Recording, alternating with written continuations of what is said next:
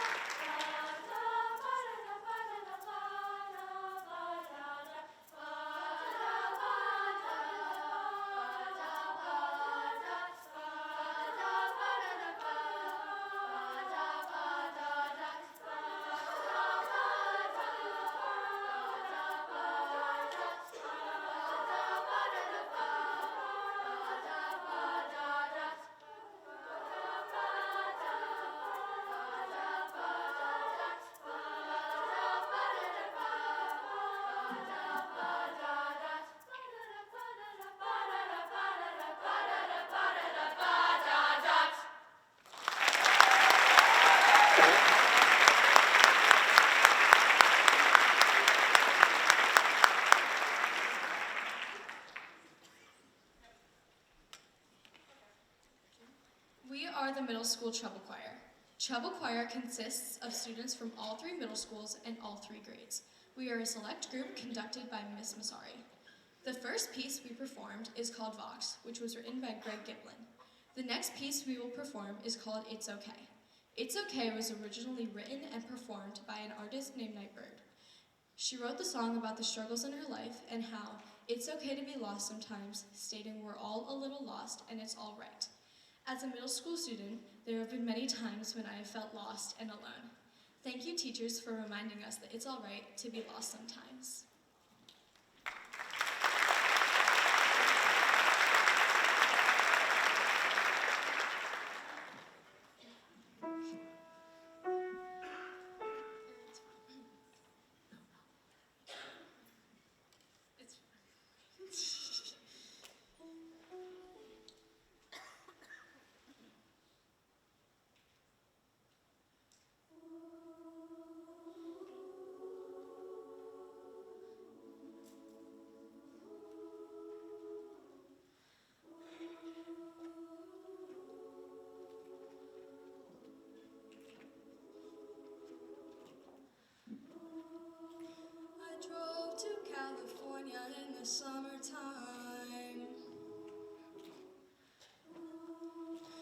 changed my name thinking that it would change my mind.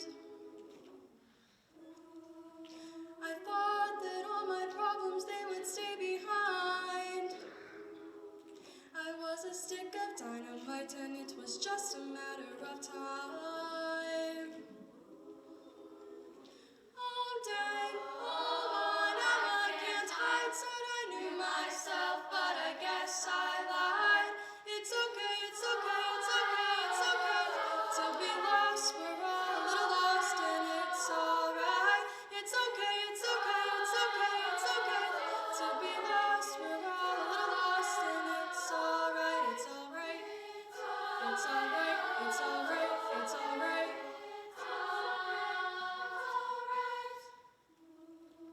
I wrote 100 pages, but I burned them all. Yeah, I burned them all. I blow through yellow lights and don't look back at all. I don't look back at all. Oh dang, oh my, now I can't hide. Said I knew myself, but I guess I lied. It's okay, it's okay, it's okay, it's okay to be lost. We're all a little lost and it's alright. It's okay, it's okay, it's okay, it's okay to be lost. We're all a little lost and it's alright. Oh, it's alright to be lost sometimes. Oh, it's alright to be lost sometimes. Oh, it's alright to be lost sometimes. Oh, it's alright to be lost sometimes.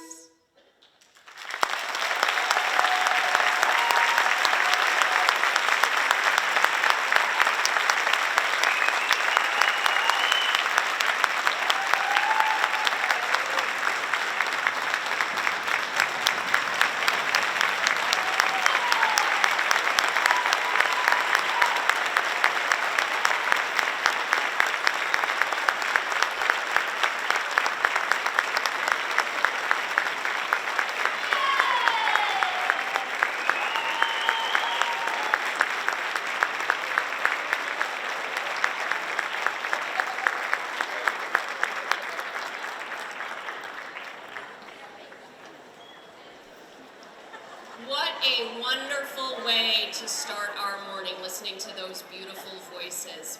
We are going to give the parents who are kind enough to bring their middle schoolers in this morning just a minute to transition out, and then we'll get started.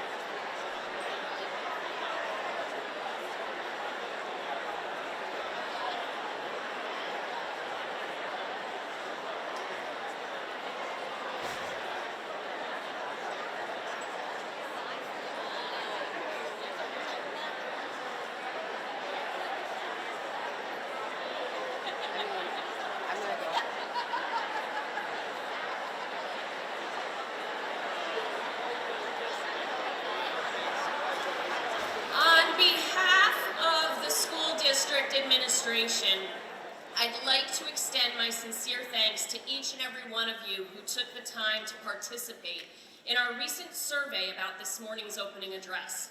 Your thoughtful questions and invaluable insights have provided us with a clear picture of the subjects that you are most interested in hearing about. I'd also like to acknowledge the 4 individuals who were willing to get up and ask their questions aloud this morning. Once we looked at the number of topics shared, we realized that it would be best to just allow for the discussion for as much time on the stage. But I thank you for your willingness to participate. You know who you are.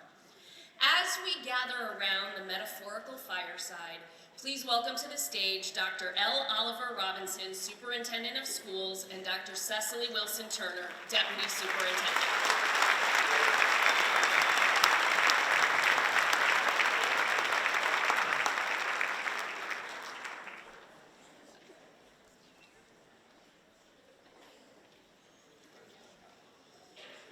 Good morning, good morning.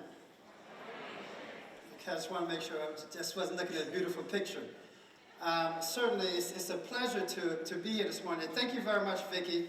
And so I'm going to take out my notes. So Dr. Wilson Turner and I, at least I have this little thing with her.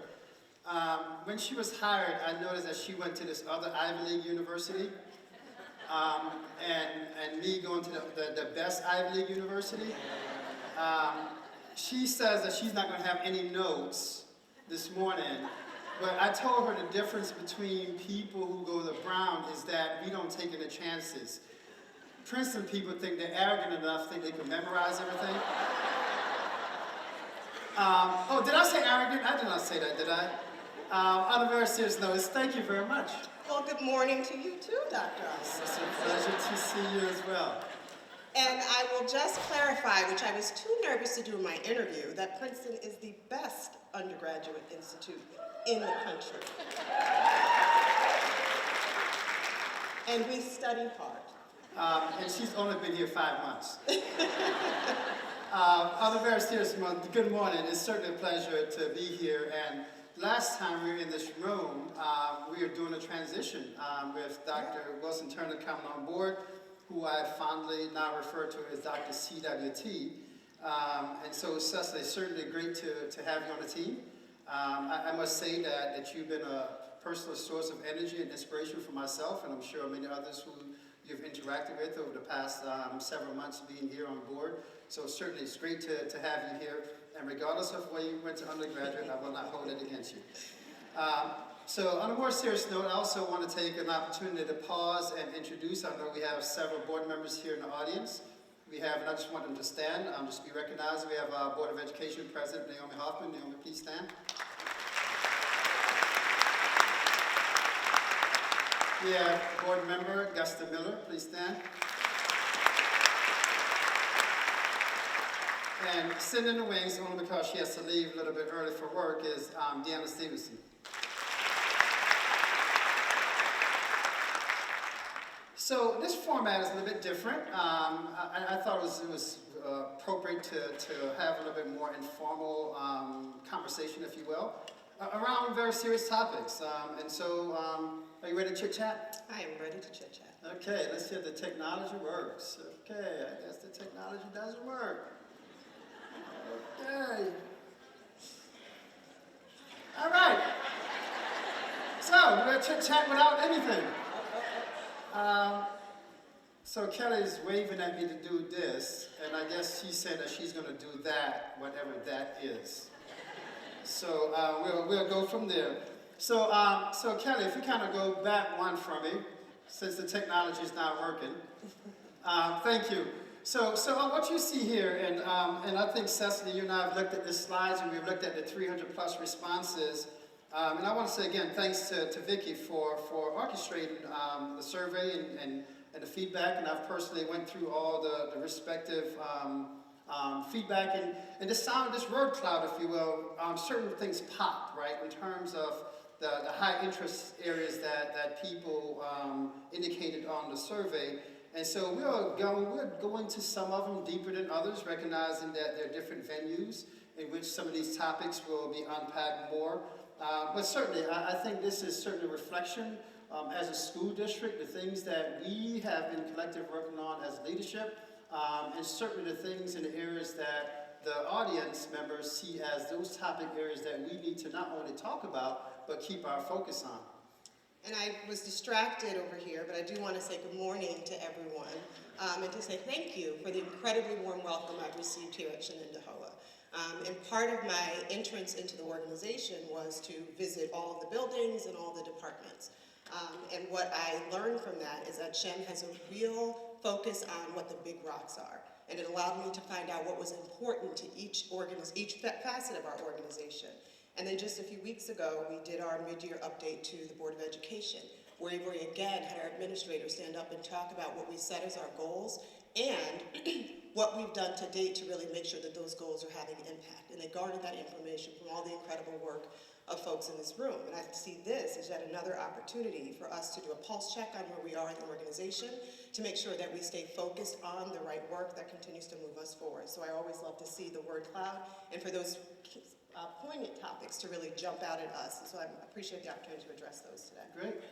Well, speaking of big picture, this is certainly a constant focus for all of us in different ways as an administrative team and certainly for our colleagues here today. And it was on Thursday, Frank Roselli said something to me that was like, wow, I did not think about it that way. This is, for me, my 38th time addressing this learning community, 2 times a year for 19 years. And each year, the focus is steadfast in terms of looking at our big picture. And so for me, it never gets old. And I hope for you being here, it never gets old for you, because this is truly a great place to work, a great place to help support each other, a great place to help our students grow and learn. And so when I think about the big picture, the big picture vision, there's a great piece by Frederick Douglass, and some of you may have heard me refer to this before over the last 38 superintendent comment addresses. And the piece is called Picture Makers. And it says, poets, prophets, and reformers are all picture makers. And this ability is a secret to their power and their achievements. They see what ought to be by the reflection of what is and endeavor to remove the contradictions. So knowing that systems are designed to get the results that they get, there's a steadfast commitment here at Shen, and certainly from my vantage point as superintendent, to be very tactical in what we do in terms of understanding our current situation and being very strategic in terms of seeing where we ought to be, that big picture, and then painting that picture so that everyone can see that everyone has a role in the success of our system. And certainly, as we think about those type things, and I thought about it, I even got up this morning, because typically on Superintendent's Conference Day, I don't sleep well anyway, but that's another story. I got up this morning and I thought about, what does this mean really from an aspirational perspective? And 5 thoughts came to mind, and I actually wrote those thoughts down. I just want to share them with you, certainly being new to our system, relatively new. She says she's new, but after 5 months, you're not new anymore. Come on. But I still give her the new label until the end of the school year. Fine. 5 aspirational wants, if you will, when I think about Shen as a school district from my lens as superintendent.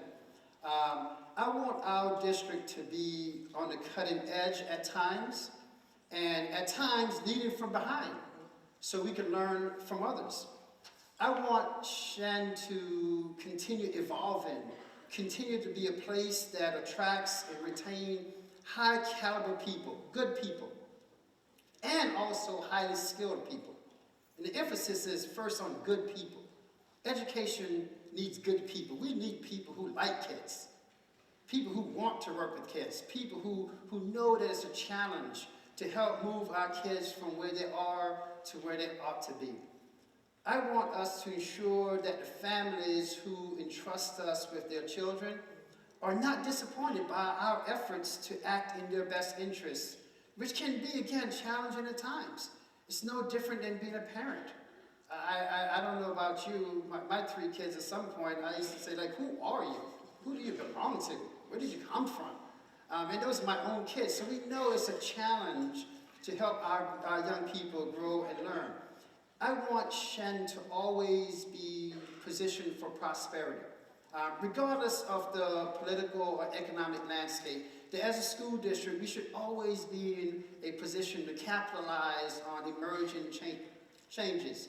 And finally, I want Shen to continue fostering the type of environment and culture that allows students to grow and develop a sense of agency, to be confident. You saw that this morning with the young people. It's hard, folks, to say you're going to get up and sing in front of an audience of 1,000+ people. That's a big deal. And those young people did it. Their sense of confidence that they had to fulfill their promise. And so we do recognize that there are challenges, and there are things that we have to contend with every day, every minute of every day for a matter. But we don't shy away from those challenges. So I want us to be an organization that embrace challenges as an opportunity and see how we can learn and grow from those situations that causes us to at times question even our own ability, much less time causes some degree of fear to move ahead. But we know we have to move ahead because our students are relying on us to turn the page, to forge the next chapter, so to speak. So when I think about the big picture vision, that whole notion of seeing what ought to be is what drives us as a system all the time. And as a new person coming in, I'll own it till the end of the year. What's very evident is how you are living your mission in an attempt to reach that big picture vision, or how I have to start saying we more, right? What I was overwhelmed with when I first arrived here is how well we engage students, how well we engage our community, and of course, as evidenced by last night's Unified basketball game, how much we engage our staff and even our board members. And to be so connected to an organization speaks to how you were trying to live that vision. So many opportunities that exist here, and it's not the end, right? In that forward-thinking way, you're always thinking of what's the next thing that we're going to be able to do for our students and for our staff, and I think that makes this such an incredible place to be here for that reason. When I think about the innovation, you're very intentional about how we move forward in the organization, but how we also, at the same time, somehow take this very measured approach so that we're not overwhelmed with, tons of new initiatives at one point in time. And we're still able to lead the way in the area of athletics or in the area of social studies, because Shen is out in all of these spaces trying to influence how things move forward, in not just within the district, but around the region. That's awesome, but did you also hear her say that she's going to play next year? I did not. I thought I heard that somewhere. We have 1,700 witnesses here that says that she's going to play next year. It is not something anyone wants to see. And I'll be on the court refereeing.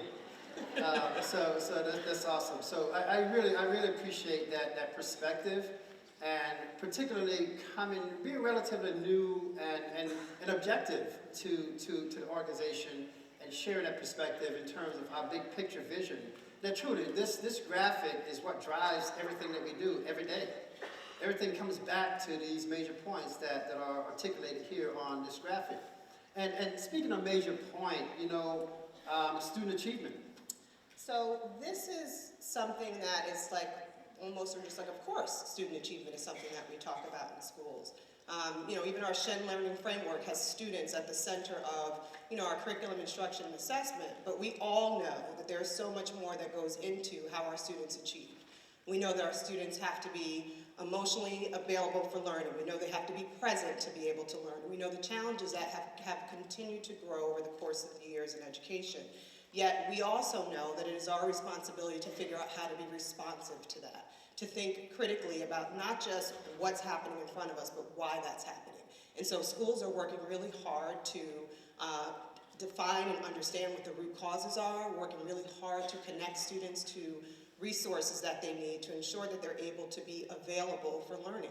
And then when that happens, we have teachers in our classrooms, we have coaches, we have academic advisors, we have principals, we have aides, we have librarians, we have all of these people wrapping around our students to ensure that they are having an experience that supports student achievement. So then when it comes time to measure it, that one snapshot in time in an assessment, we're able to see consistent results and even growth despite the pandemic. Because we've made some intentional decisions here at Shen on how we integrate supports for our students and how we try to intentionally close gaps in a very systematic way. And it's amazing as you watch other districts around us really struggle to respond and recover from COVID. Shen has either stayed steady or continued to grow, and that's from that consistent approach to that instructional practice and the attention to figuring out exactly what all students need. And so it is impressive to be able to see that, and it's encouraging that we continue to look at how we do better. And we don't rely on this idea that there was this gap in time where education changed completely, but instead we respond to that and we continue to ensure that our students grow. And I think that's a nice lead into our next slide, but I'll let you weigh in first. Yeah, in particular, we'll be talking about things like the science of reading and some of those initiatives, and certainly a lot of neat things here when you think about capturing the supports through MTSS and some of the initiatives with that. Some of the work that Sarah Schnell and her team is doing in terms of putting data in the hands of individuals so they can make informed decisions based upon facts.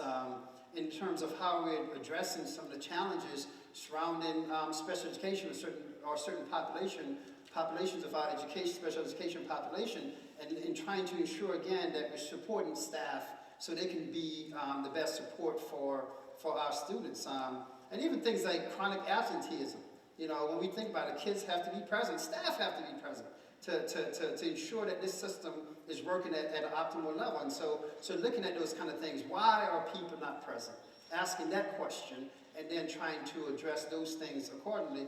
And certainly even, I'm sure that we'll have many more conversations around studying our grading practices. What's the right and correct way to grade and capture what kids are actually learning and what have they mastered, right? And so how do we do those things in a way that's equitable and fair, and recognizing that ultimately, when we think about student achievement, it's truly about equity and opportunities and outcomes. We need to ensure when kids need more, we give them more to find success. And we have multiple ways to measure that success. And so those are some big things that we're doing. However, we have some significant things in and around with student achievement on the agenda. Can you explain this graphic? There's a lot of information on here. So this has been, I would say, a labor of love for many, many people sitting in this room right now. And this graphic was presented for the first time by our very own Matt Davis at our academic progressions night, where we explained to our families what the pathways for success here at Shenendahowa. And this graphic actually indicates every area in which we are able to offer college credit for our students here at Shen. And you can see that represented here, there are almost every content area is represented, and there's a pathway for almost every type of learner in Shen to have some level of college experience, not with this idea that everybody has to go to college, but that we prepare them for whatever opportunity they so choose, whether it's career, college, or military service, that they have some level of offering in each of those areas. And so this is not a representation, this is it. This is all of the offerings that we have, and it's been an incredible amount of work on the part of many people in this room to identify the courses that are correct for this level of achievement, to partner with the universities, and to identify the curriculum and resources that will support it. And as we're doing this, we are, again, centering our resources on students and basing that on data for what they need. So this is pretty impressive, and certainly as a person who's flat broke from paying private school tuition, I wish my kids, and I wish I was a better parent, or should I say more forceful parents, and have all my kids go to state universities, and I would pay a fraction of that. So for all those parents out of college tuition, have your kids get college credits and save yourself some money, if nothing else. So on a very serious note, though, I think this, though, talks about the culmination, that when our students leave Shen, we want them to have opportunities, an abundance of opportunities. We want them to have options. And I think that's been the case over and over again. And as the years go by, we will continue to expand this, where we go from having one slide to multiple slides. And so a lot of work is being done by a lot of people in this room. People who are delivering instruction every day, people who are supporting our students to make great decisions, and people who are planning ahead to ensure that we have the resources in place so that this graphic is not a graphic, it's an experience that our students are having every day. And speaking about experience, one of the things and I'm struggling right now with this whole notion that something that's so fundamental to education, teaching, as I said, we teach kids how to read and then read to learn, how that has suddenly become like this political debate. And I'm thinking, like, that's the problem.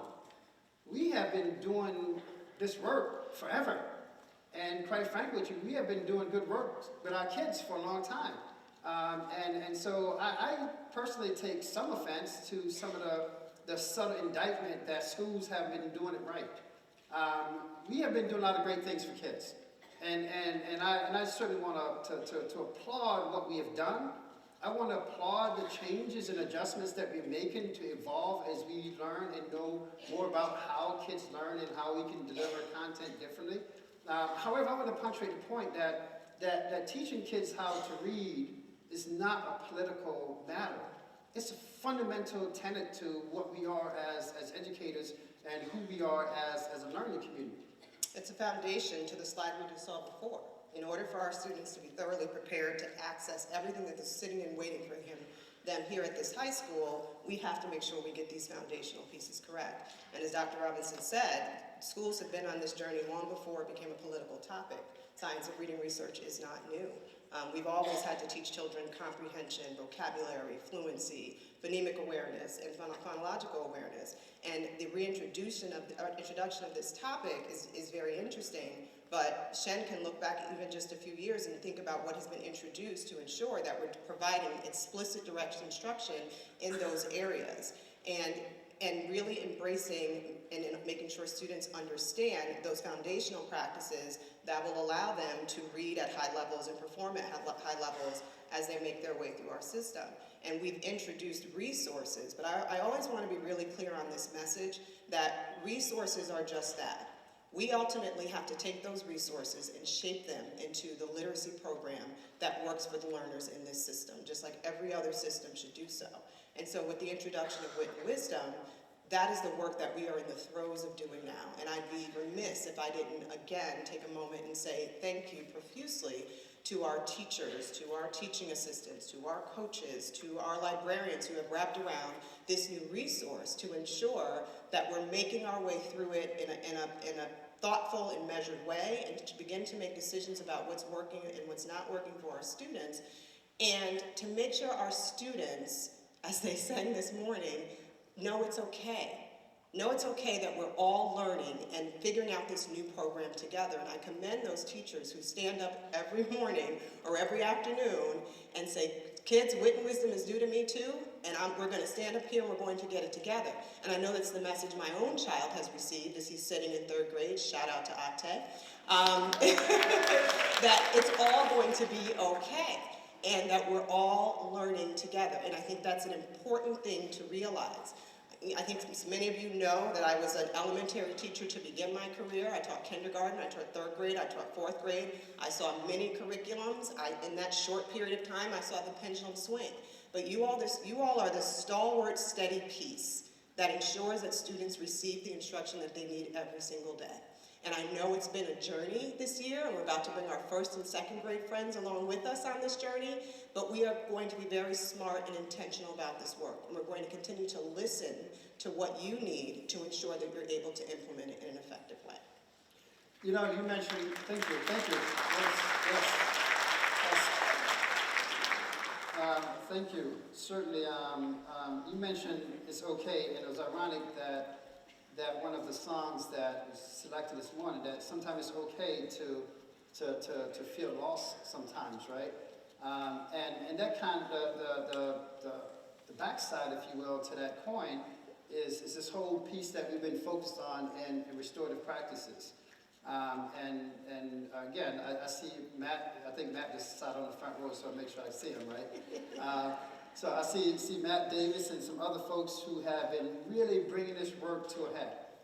We've been talking about restorative practice here, Shen, for a long time, but this past year, we really put structures in place to get people trained up, to have trainers. I think we have now 10 trainers in the district, and those trainers are engaged in training with others. I think even today, we're going to have training with aides and monitors, and we're doing training with bus drivers, training with staff across the board, because at the end of the day, you know, you mentioned about psychological safety, and ensuring that the kids have a way to reacclimate back to the environment when quite frankly with you, when they violate certain expectations that we have, or have a way to build a sense of resiliency and deal with conflicts and solve problems in a very structured way. And also ways for us as leaders for learners, educators, as staff members, to also use the model to help to get to know kids better. You know, I think sometimes that starts there. Once we understand each other, then we can then reconcile the differences that we may have with each other. So this whole focus on restorative practice is truly one of those things, again, that's happening within our system. You probably can't necessarily put your finger on, but it's having such a embedded impact that it's there, and you don't necessarily have to see it, but you're experiencing it. And we already seen it already. I stopped in the classroom in the middle school. I was walking around with Rose Beckett. Stopped into one of the middle school classroom and seeing the teachers and seeing kids having a safe space to talk about who they are, you know, and it's a great opportunity to provide that safety that we all need. Restorative practices is an incredible practice, and I think what's amazing about it is that it spans the gamut. Like, anyone in this room can use restorative practice, both personally and professionally, because that concept of restoring relationships, again, getting back to that root cause, so that you're able to move forward productively, is an incredible opportunity. And it's just another tool in our toolkit when we think about social emotional learning and teaching our students how to be regulated in an environment that we want them to be successful. And I think we've seen it used for behavioral purposes, but we've also seen it used for academic purposes. Putting a circle together, particularly in a time when we feel that students, and ourselves really, are more connected to our devices than eye-to-eye contact and conversations with one another. The ability to put that circle into a classroom space or into a faculty meeting space helps us connect more as human beings, which I think is incredibly important at this time. So I'd like to do my shout outs. I've got the opportunity to work with some probationary teachers through our action research cycle. And one of those teachers talked about how she introduced that circle environment into her classroom and would just give kids a question or a prompt. And if she missed doing that activity with them, they were like, where's our question? Where's our circle? Because they looked forward to that connection. So it's a powerful tool to be used in many different ways, and I commend our 10 folks that have become trained to be facilitators and will offer that professional learning today. And for those of you who get to partake in it, I hope you walk away with it finding it to be as valuable as we have.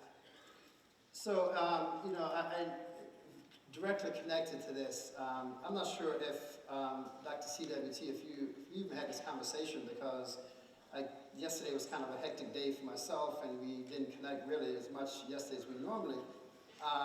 However, yesterday I was privileged to be asked to join some colleagues, some of my superintendent's colleagues from across the state, and we met with a contingent of law enforcement, military police, security personnel from Brazil, and they're a part of the State Department's International Visitor Leadership Program.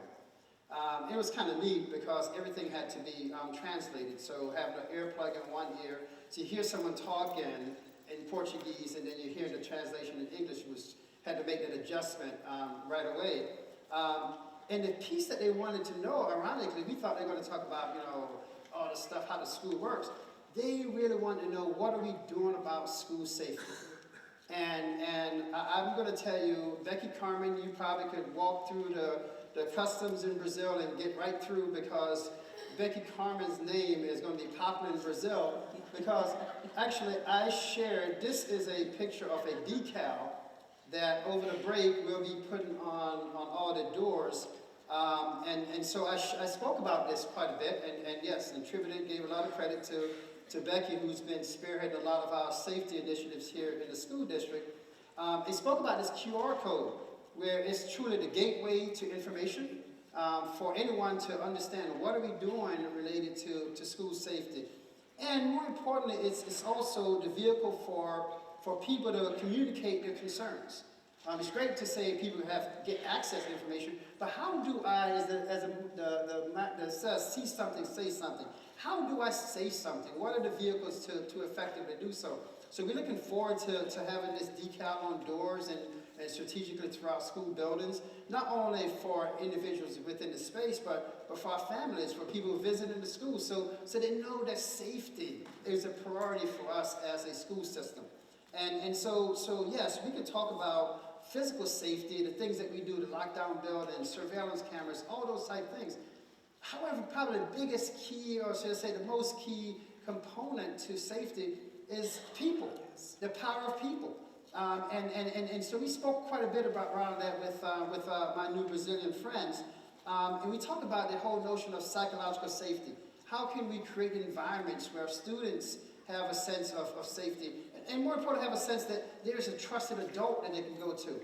That our faculty and staff have a sense of safety. And so even some of our focus on de-escalation training, to talk about how do we provide that training as a resource to help those situations where a student might be unregulated for a period of time for a wide variety of reasons. So how do we address those kind of things, and how do we try to support the social and emotional needs of our students through various supports? I mean, over the years, we've added behavior specialists, student support counselors, even in, we're going to talk a little bit about budgets, some of the things that we're doing with that, to add more resources to be on the ground level. And I think that's the main part. Resource on the ground level so we can be our best, as I often say, so that our students can have the best opportunity for success. So safety to me comes in many pieces. And as the one of the gentlemen said from Brazil, which I thought was a great thing, and I wrote a quote down, that you know, and I was surprised. I thought we were the only, he was like, well, it sounds like an inconvenience. And I was like, absolutely, safety is an inconvenience. It's a necessary inconvenience.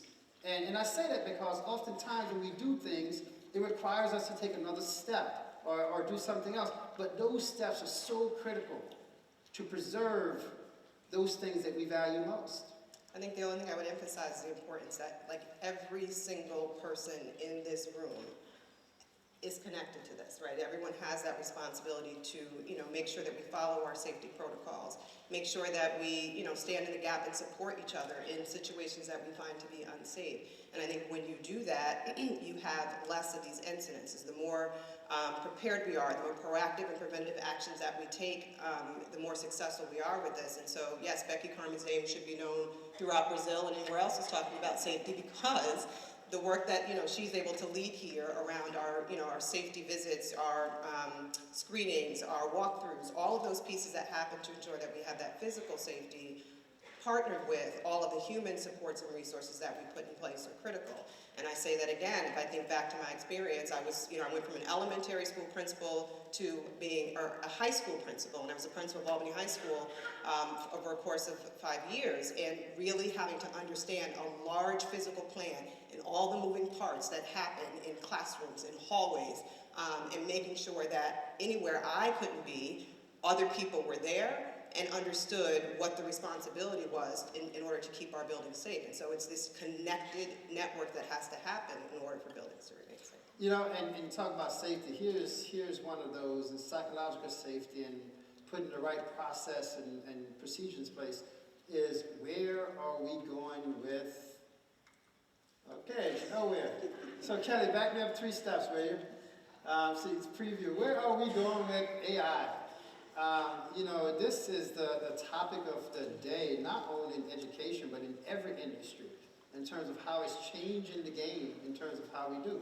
So let's talk about AI. So little did I know when I walked in the door here, this would be a project for me, and it's been fascinating to really start to dive into the artificial intelligence conversation. And I say dive in, and I chuckle a little bit because we know AI has been living in the background of so many of the tools that we utilize every single day. But true to form for Shen and for Dr. Robinson, we have an ad hoc committee that's taking a look at this. We have a framework in which we're working from, and one of the first tenets of that framework is to study and to research. And I think we've kind of coined the phrase to play in the sandbox. And so we know that we have staff members, teachers, office staff, anyone in this room who are potentially experimenting with artificial intelligence and figuring out how it's working and what the challenges are. And we have an incredible group of coaches, our instructional technologists, John Bullington, Vanessa Kramer, and Amanda Larkin, who have been out in your departments providing information on artificial intelligence, on some of the platforms like Magic School AI and even Canva, the presentation that we're using today, so that we're starting to learn as an organization what the potential capacity of these tools are. And we say potential because we know that this is evolving every single minute, I would say, probably not even every day. And likewise, in that framework are for us to start asking some questions about what ethical dilemmas are we going to face, right? What are the challenges we're going to face with AI? And we know that AI is only as good as the data that it's being fed. And we know that the data that is being fed comes from a whole host of sources that have baked-in biases. And so we are going to really have to work as users to vet what we're pulling out of those systems, but we're also going to have to think really strategically about how we teach our students how to effectively and ethically access AI. And so as we make our way through this journey, there are lots of questions that we're trying to answer, and we're going to be relying on you as users to provide some of that input. And so I'll do a plug for our District Instructional Technology Integration Committee, our DITA committee, where we're going to be considering some of these AI topics and have invited more people to come into that conversation so that we're able to get this really well-rounded view of all the things that we need to consider before we are able to develop a policy. So it goes back to that conversation we had earlier about being both innovative but measured at the same time. Yeah, so I put into ChatGPT, what should I talk about this morning for Superintendent's Conference Day? And it said, let Dr. Cecil Wilson Turner do all the talking. so isn't she wonderful? So yes.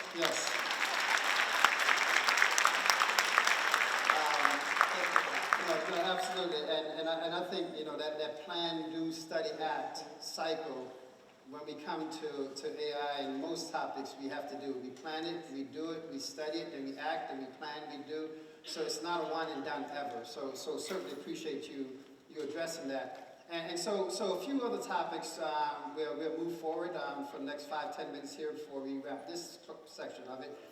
There's some big rocks coming down the pipe, and just want to highlight a couple of those big rocks for you. And again, Kelly, my apologies, I have to go one back. So a lot of you know, and most of you know, and now you'll know if you don't know, we were the recipient of a pretty significant donation of a building.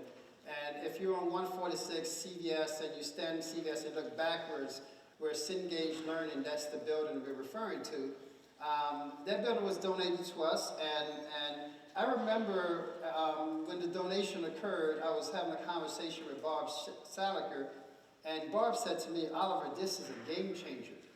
And in many ways it is. It's a game changer not only in terms of our ability to have an early learning facility, which will have a name, by the way, and since I haven't had the board approve the name yet, I'm not going to put the name on there, but there is a name, and like all our names, it will be named after one of our Native American names, and so we're certainly looking to do that as we move forward. We have to acknowledge the land that we're on all the time, and so it's important for us to do that as a system. And this is a depiction of we're transforming what is essentially an office building, the design for the office building, into a school. So this is a depiction of what a lobby would look like. A very welcoming environment for our young learners. And so it's going to be exciting. This is going to be an exciting place to be. And a lot of people are going to be fighting to teach and work in there. And you know what? We may have to have a lottery to do so, but we'll figure it out. It's going to be a pretty exciting place to do. This building will have 42 classrooms in it. And so I want to give you some perspective. The square footage of the school side of it is the equivalent of any two of our elementary schools combined. So it's a large facility, 3 floors, large facility. As we move it, and all the classrooms by regulations, main classrooms have to be on outside perimeter windows, and then we have everything else in the middle. So I'm not going to go into a lot of details of it because there'll be more conversation around this. We'll be doing a whole campaign surrounding 4-day K, probably around this time next year, and so there's a lot more information to come. So I just wanted to give a flavor of what we're working on. Even today, I know Erica Ryan, who's been championing the charge with ad hoc committees, meeting with kindergarten teachers at the site, and I have to warn them, it's under demolition, so it won't look like this. So don't be disappointed when you don't see this. We're in the process of doing some things right now. But I just want to give you a flavor of this. And Kelly, you just control it. I'm giving up on the clicker. So when you think about the first floor, this is just a depiction of the first floor of that building. And on that first floor, we'll have the main office, 2, 3 entrances to the office. Again, this is just a grid look at it, so to speak. We have a gymnasium that's basically a double size of any of our elementary school gymnasium. But not your typical gymnasium. There'll be no basketball hoops in it. So it's not that type of gymnasium. Large spaces for our young learners. We have a multi-purpose room on that piece of it. On the second floor, go ahead, next slide for me, Cal. On the second floor of that facility, I guess Kelly fell asleep on me. On the second floor of that facility, we'll have the cafeteria and kitchen, art and music. And go to the next one for me, Cal. On the third floor is our library, and art and music, and multi-purpose. And so you're going to hear some themes. So different floors, you're going to have certain things repeat. In all the floors, we have multi-purpose spaces, large spaces that can be used for many different things, recognizing that our youngest learners, they need to move, they need to be active, they need to do different things, right? And so it's going to be a very, very, very dynamic space. And again, a lot of work is taking place right now, and a lot of people are engaged in that conversation. So I know a lot of people are asking, and every time I ask them, I say, so when is it going to be open?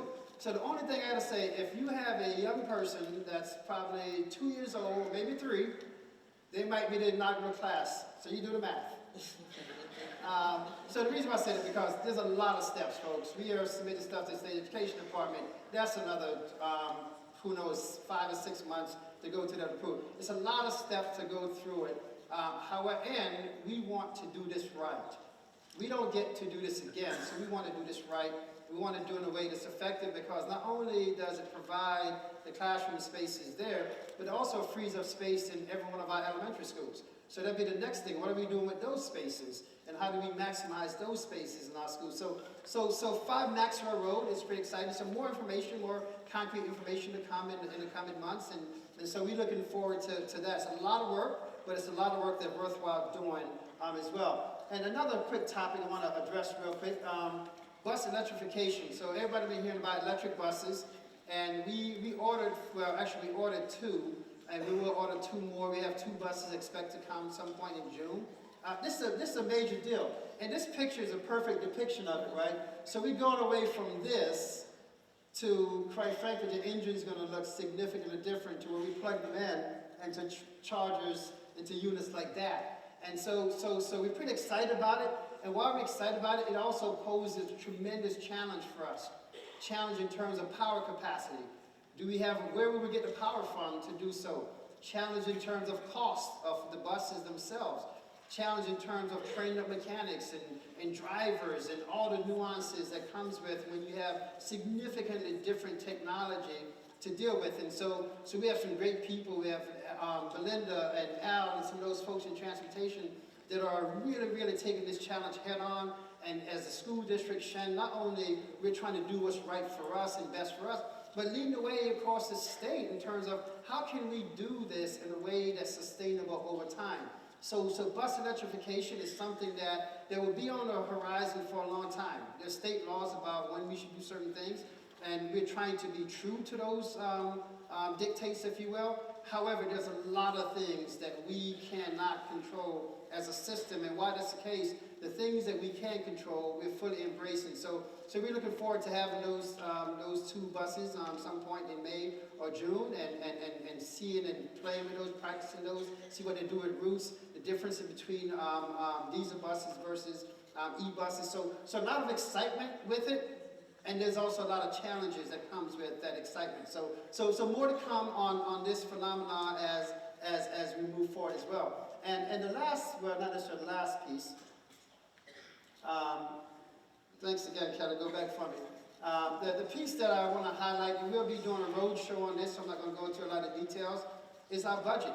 And I would simply say that the big piece I want to talk about is our budget. Is actually this next slide. That at the end of the day, there's certain things that we really want the budget to do. And the first part is the first bullet that you see here, is preserve existing programs. We want to ensure that year after year we have repeatable successes. That the things that we're doing well, we can continue to do, and quite frankly, to do better the coming year. We want to look at some key enhancements, to where some needs, where some gaps that we need to fill. And finally, we want to do those 2 things while being respectful and appreciative of the tremendous support of this community in terms of people voting for our budget and the tax levies that we render. And so we don't take that for granted, that our budgets are passed by 80% margin. It's not because people just do it. They do it because they know that all of us, all of you, are good stewards of the resources that we're granted as a school system. So there's a lot of neat things, and we'll be visiting faculty meetings, department meetings. So you'll be hearing more about the budget details in the coming weeks. So I'm not going to spend a lot of time on that this morning, but certainly one of those things we really want to hit. And just to kind of, as we look to conclude, I think this slide, this graphic, is epitomizes, if you will, what are we about as a system? What's the end game? And the end game is, who are we, quote unquote, producing? Our graduates. What's the profile and the skills, the abilities, the awareness, the level of confidence that we want our graduates to have? And I think when we originally thought about this, we wanted to be clear that this is what our top 20% of graduates are producing. However, the goal is to ensure that every graduate at Shen is able to produce at the level that is specific to their ability, their need, and their potential. And so it's a great graphic that connects us back to the profiles that we have for our students at each grade level and the profiles that we have for employees at Shen to ensure that this is the outcome for as many students as possible. So I hope, Dr. CWT, I love that. You probably like, I like that. I think it's cute. Okay, it's me. I appreciate you being a partner in this work. We have a lot of good things here at Shen. We have a lot of great people doing a lot of good work. And certainly you being a part of this team is going to move us to a whole new level. So I want to say thank you for joining me this morning. And I want to say to our audience, thank you very much for being a great audience to listen. Hopefully it was beneficial to you as well. So thank you.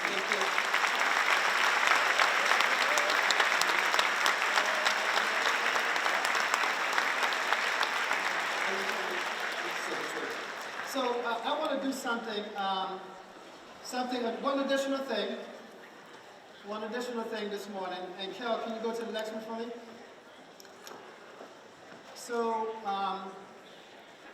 So this is a surprise in many ways, and I have a relationship with the Board of Education. We have a no surprise clause, so I had to send the board a love note last night that there's going to be a surprise tonight. They still don't know what the surprise is today. So this is truly a surprise. Only a handful of people in the room knows what I'm going to do next. And you know, it's one of those things that sometimes you just have a feeling, a thought that there's a time and a place for certain recognition. And it's certainly my honor to initiate what I hope will be a new tradition for us as a system, that we, what I'm going to call the Shen Impact Award, that we will give an award for, at this conference day, moving forward, to an employee or employees, if you will, who personifies the Shenandoah commitment to excellence. Individuals who not only do their jobs well, but in doing their jobs, they have a significant impact on the organization, and they help others to be better at their respective professions and grow in their respective professions. And so certainly the recipients, they exceed expectations. They go beyond the call of duty, and each day make Shen a better place to learn, grow, and work. And for this inaugural recognition, there are two individuals, and some of you may not have the same appreciation as I do for these two individuals. There are people who I rely on, absolutely rely on, to always be forward-thinking, to always thinking about the district at times when no one else is thinking about the school district. And these are the folks who I'm often texting at midnight and then texting again at 4 o'clock in the morning, talking about where are we, what are we doing, how we ensure that we'll be ready for the next day. These are folks that at midnight I get a phone call and they're like, I'm already there and I'm on my way to meet you when we have crisis and emergency. So it's most fitting as we kick off this first inaugural Impact Award that I recognize two individuals that I would say that truly personifies our commitment to excellence.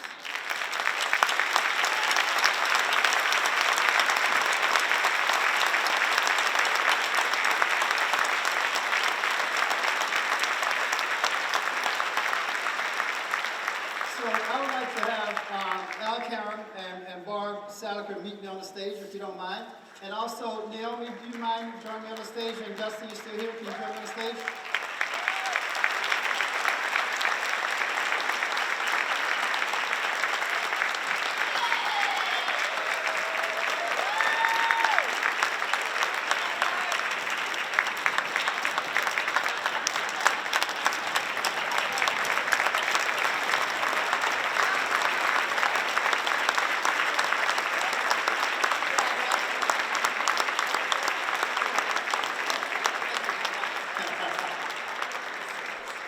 So I just want to say a couple quick words, and thank you. A couple quick words about first start with Barb Salaker.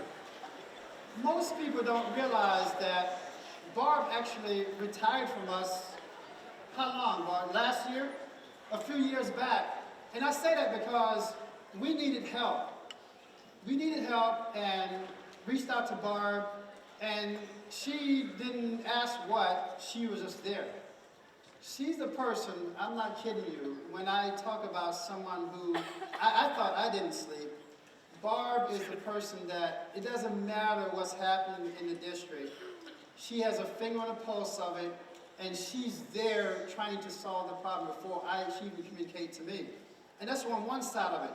During COVID, you're talking about when many schools were struggling with stuff, we were on top of our game because of this woman, right here, Barb Salaker.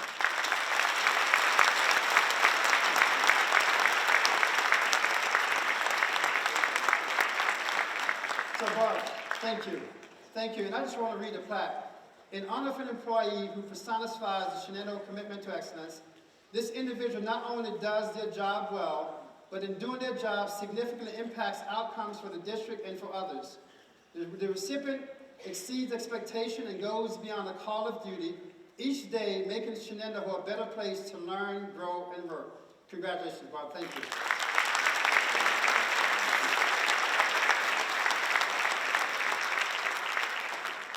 And the second individual, Al Karam. So Al is our transportation director, and about 10 years ago now? About 10 years ago, we went through a big transition at transportation, and I hired this guy with this Marine background. You know, he came into the interview and scared me. And so I knew that was the right person for the job. And so I share that with you because the sense of discipline that Al brings every day has helped us, beyond weathering the storm, get ahead of the storm in the times where we have driver shortage all over the place. You know, we went from, Al used to tell me, well, the benchmark is if we have 30 drivers down, it's going to be a problem. And then we went from 30 to 40 drivers down. And one texter was like, well, we have 50 down. I'm like, okay, what are we going to do? And if you recall, last year there were several school districts closing because they didn't have enough drivers and things of that nature. We were open because this gentleman, that same discipline that came from his service to this country, he brings to this job to say, we have a mission to accomplish.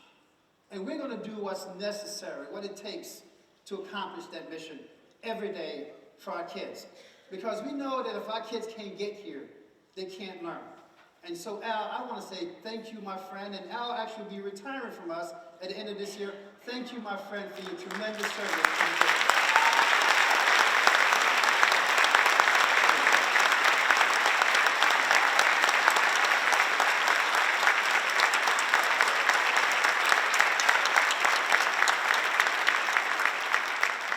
And again, I want to say thank you, thank you. I'm going to turn over to Vicki to provide some directions as we move forward. This is great, folks. We're in a great place, great time, and we have great people doing the work. So I want to say thank you very much, and please enjoy the rest of the superintendent's conference. Vicki.